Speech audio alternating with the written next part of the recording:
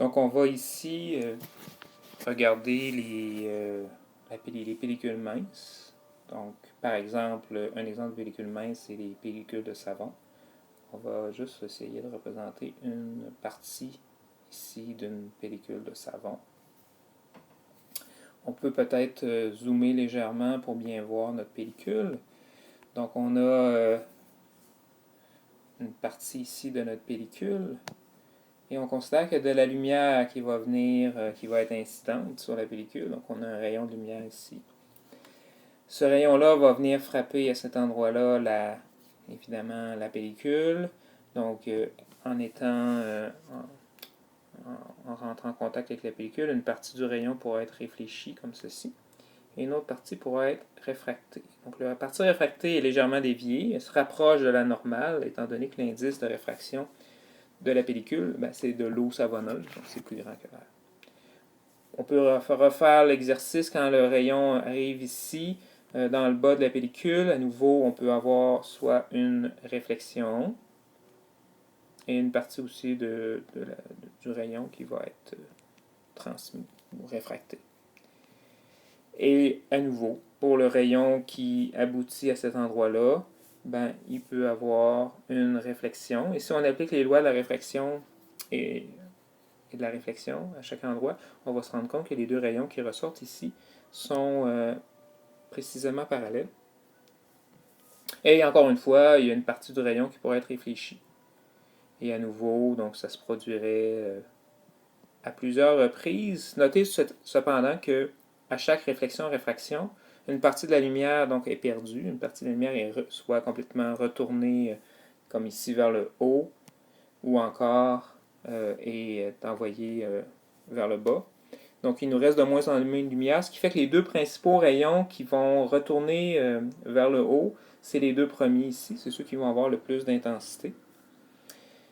Donc on va les identifier, ces deux rayons-là, on va les appeler le rayon 1 et le rayon 2. Et si on est un observateur qui regarde la pellicule, on va avoir, disons, notre œil quelque part ici. On va pouvoir voir avec notre œil ces deux rayons-là qui sont réfléchis vers nous. Alors, bon, qu'est-ce qui se passe avec ces deux rayons-là? C'est qu'ils vont être déphasés parce que le rayon 2, en faisant son aller-retour dans la pellicule, va avoir fait un parcours supplémentaire. Donc, les deux rayons peuvent être en interférence constructive ou destructive. Donc, c'est ce qu'on va voir maintenant. Alors, ce qu'il faut comprendre, c'est qu'il y a deux facteurs qui vont déterminer le déphasage entre les deux rayons. Ces deux facteurs-là, le premier, c'est ici la différence de marche entre les deux rayons. Donc, le rayon 1 va être réfléchi donc à cet endroit-ci, donc il revient directement. Le rayon 2 fait un aller-retour de plus à l'intérieur de la pellicule avant de repartir. Donc, c'est pendant cet aller-retour-là qu'il va se déphaser par rapport au premier rayon.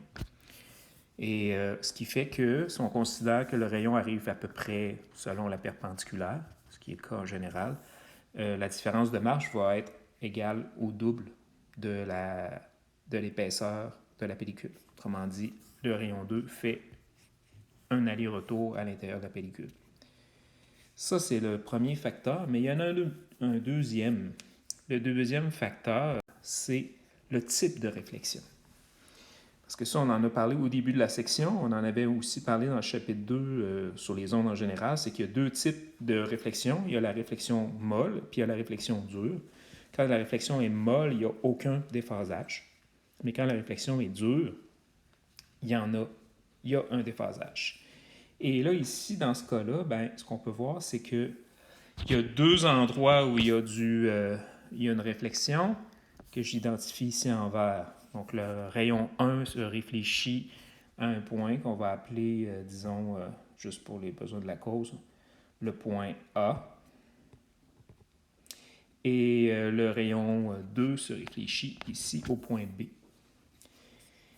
Donc, Ici, évidemment, il y a aussi une réfraction qui se produit là, au point A, mais ce qu'il faut comprendre, c'est que la réfraction n'a aucun effet sur le déphasage. Donc, c'est seulement les réflexions. Il faut juste considérer la réflexion ici pour le rayon 1 et à cet endroit-là, puis la réflexion ici pour le rayon B qui se fait là. Encore une fois, c'est une réfraction qui se produit là, il n'y a pas de déphasage supplémentaire.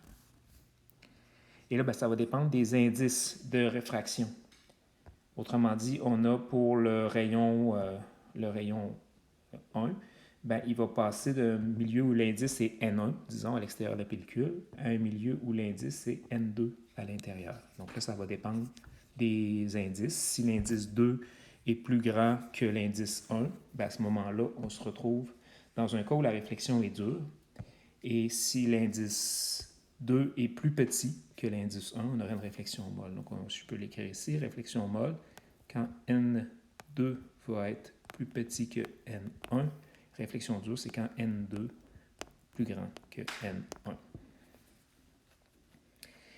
Pour le rayon B, ben, c'est le même principe, c'est-à-dire le rayon 2, c'est-à-dire c'est le même principe, ça se passe au point B, et là, ben, ça fait intervenir, cette fois-là, le milieu 3, ici, milieu 3, qui peut être n'importe quoi.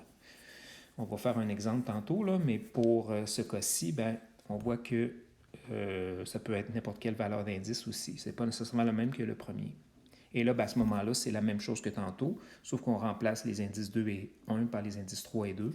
Et donc, on peut avoir un déphasage différent ici, au point B, qu'on avait au point A. Donc, il faut en tenir compte des deux pour comprendre si le rayon va être en interférence constructive ou destructive. Alors, pour donner un exemple, supposons qu'on a un cas qui est assez commun, c'est une pellicule de savon, comme une bulle de savon.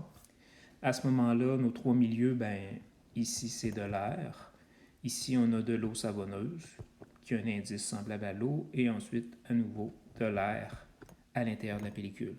Donc, on a un indice 1 qui est égal à 1, on a un indice 2 qui est égal à 1,33, et on a un indice 3 qui est égal à 1. Qu'est-ce qui se passe au niveau des réflexions? Donc, si on regarde le premier point ici, le point A, c'est le rayon 1 qui se réfléchit, et à ce moment-là, ben, on a un indice 2 qui est plus grand que l'indice 1. À ce moment-là, on tombe dans un cas de réflexion dure. Donc, le rayon 1 va subir une réflexion dure. Donc, ici, je pourrais le noter. Réflexion dure, ça va être le cas pour le rayon 1. Ensuite, la deuxième réflexion, c'est au point ici qu'on va appeler point B. Et la transition se fait du niveau, pas du niveau, mais de l'indice de 1,33 vers un indice 1. Donc, ce qui fait qu'on diminue d'indice. Cette fois-là, c'est une réflexion molle qu'on va avoir dans le cas du rayon 2. Qui fait qu'au total, si on considère juste le type de réflexion, entre les deux rayons, on a un déphasage de π.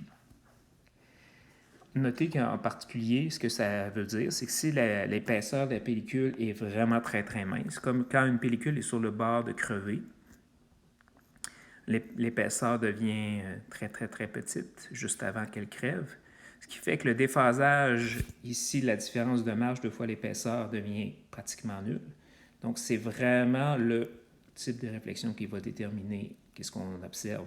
Et dans ce cas-là, si c'est comme le cas qu'on a là, une pellicule de savon, ça veut dire que le déphasage va être de π au total, ce qui veut dire aussi que, autrement dit, la pellicule va sembler noire momentanément.